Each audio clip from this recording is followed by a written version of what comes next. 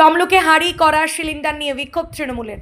সোমবার বিকালে পূর্ব মেদিনীপুরের তমলুকে কেন্দ্রীয় সরকারের বঞ্চনা, এশিয়ার নামে সাধারণ মানুষকে হয়রানি সহ ভোটার লিস্ট থেকে বৈধ ভোটারদের নাম বাদ দেওয়া এবং কেন্দ্রে রান্নার গ্যাসের দাম বৃদ্ধি সহ পশ্চিমবঙ্গের রাজনৈতিক অশান্ত করার প্রতিবাদে হাঁড়ি করা গ্যাস সিলিন্ডার হাতে নিয়ে প্রতিবাদে নামেন। এদিন তমলুক শহরে প্রতীকী বিক্ষোভ সহ প্রতিবাদ মিছিলে সামিল হয় তমলুক সাংগঠনিক জেলার এসসি ওবিসি তৃণমূল কংগ্রেস দলের কর্মী সমর্থকরা। তমলুক মানিকতলা থেকে হাসপাতাল মোড় পর্যন্ত মিছিলে পা মেলান।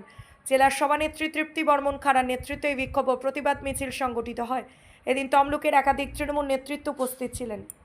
আজকে দেখেছেন তমলুক শহরে আমরা প্রতীকী মিছিল করলাম।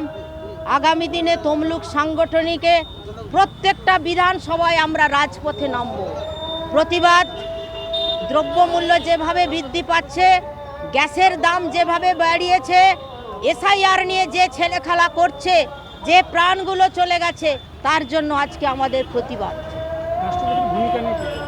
রাষ্ট্রপতির ভূমিকা, আমি রাষ্ট্রপতির পদকে সর্বশ্রেষ্ঠ পদ, আমি নতমস্তকে তাকে শ্রদ্ধা শুভেচ্ছা জানাই। কিন্তু ওই পদমর্যাদাকে নিয়ে আমার মনে হয় কোথাও উনি রাজনীতি করছেন।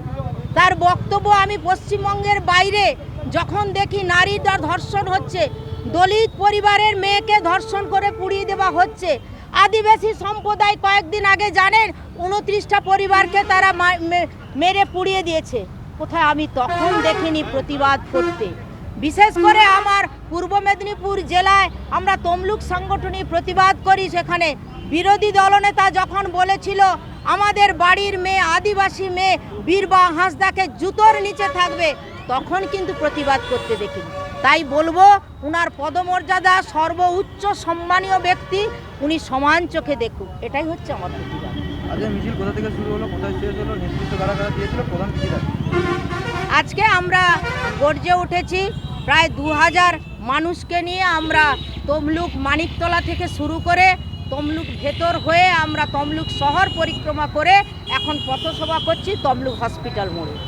মূলত আমাদের কথা হচ্ছে যে প্রতিবাদ, তীব্র প্রতিবাদ।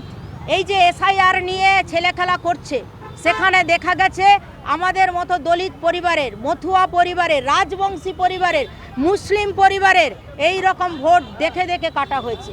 তাই আমরা এসসি ওবিসি তৃণমূল কংগ্রেস থেকে আজকে প্রতিবাদ করছি, এই জিনিসকে আমরা মেনে নেব না।